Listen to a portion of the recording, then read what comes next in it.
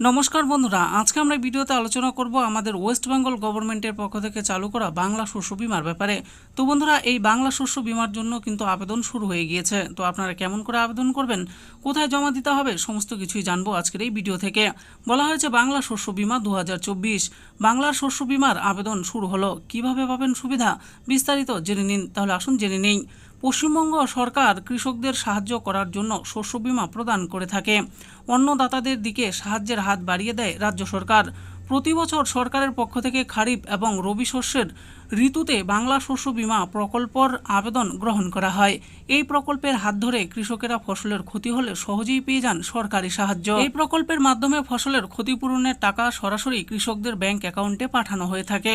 যেহেতু আবহাওয়ার উপর নির্ভর করে বাংলার কৃষিকার্য পরিচালিত হয়, তাই প্রত্যেক কৃষককেই তাদের ফসলের জন্য আগের থেকেই ইন্স্যুরেন্স করে রাখতে হয়, বিশেষ করে যাতে পরবর্তী সময়ে তাদের ফসলের ক্ষতি হলে তারা ক্ষতিপূরণের টাকা ফেরত পেয়ে যান। এরপর দেখুন, বলা হয়েছে বাংলা শস্য বীমা রুলস 2024। পশ্চিমবঙ্গের সমস্ত কৃষক বাংলার শস্য বীমা প্রকল্প এর জন্য নিজেদের আবেদন জমা করতে পারেন। তারা সবাই খারিফ 2024 মরশুমে বাংলা শস্য বীমা প্রকল্পে আবেদন করতে পারবে। বর্তমানে খারিফ সিজন ধান এবং ভুট্টা এই দুটি ফসলের আবেদন গ্রহণ শুরু হচ্ছে।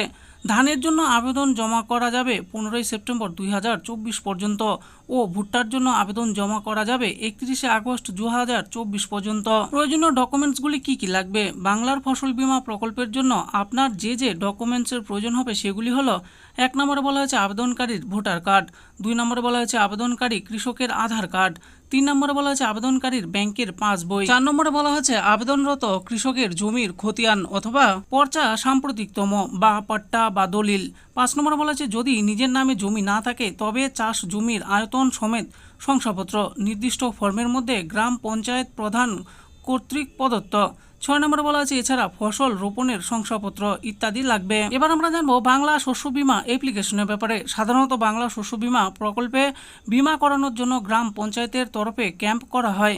তাই আপনারা আপনাদের নিজ গ্রাম পঞ্চায়েতের অফিসে গিয়ে অথবা অনলাইন মারফত বাংলা শস্য বীমা প্রকল্পের জন্য আবেদন করতে পারেন। এছাড়াও প্রকল্পের আবেদন জানানো যায় নিকটবর্তী কৃষি অফিসে গিয়েও। তো বন্ধুরা, দেখে নিলেন আজকে আমরা ভিডিওতে আলোচনা করলাম আমাদের ওয়েস্ট বেঙ্গল গভর্নমেন্টের পক্ষ থেকে আমাদের রাজ্যের কৃষক ভাইদের জন্য চালু করা বাংলা শস্য বীমা প্রকল্পের জন্য কিন্তু নতুন করে আবেদন শুরু হয়ে গিয়েছে। তো এর জন্য কি কি ডকুমেন্টস লাগবে, কোথায় গিয়ে আবেদন করতে হবে আপনাদেরকে, কিভাবে আবেদন করবেন, সমস্ত কিছু এই ভিডিওতে আমি বলে দিয়েছি। আশা করি ভিডিওটি আপনাদের ভালো লেগেছে। আর এই ভিডিওটি যদি আপনাদের ভালো লেগে থাকে তাহলে অবশ্যই একটি লাইক করবেন। আরও এরকম নিত্য নতুন স্কিম ও আপডেট সম্পর্কে জানার জন্য আমাদের এই চ্যানেল গভর্নমেন্ট স্কিম পুরো চ্যানেলটিকে অবশ্যই সাবস্ক্রাইব করবেন। আর এই ভিডিওটি দেখার জন্য আপনাদের সকলকেই অসংখ্য ধন্যবাদ।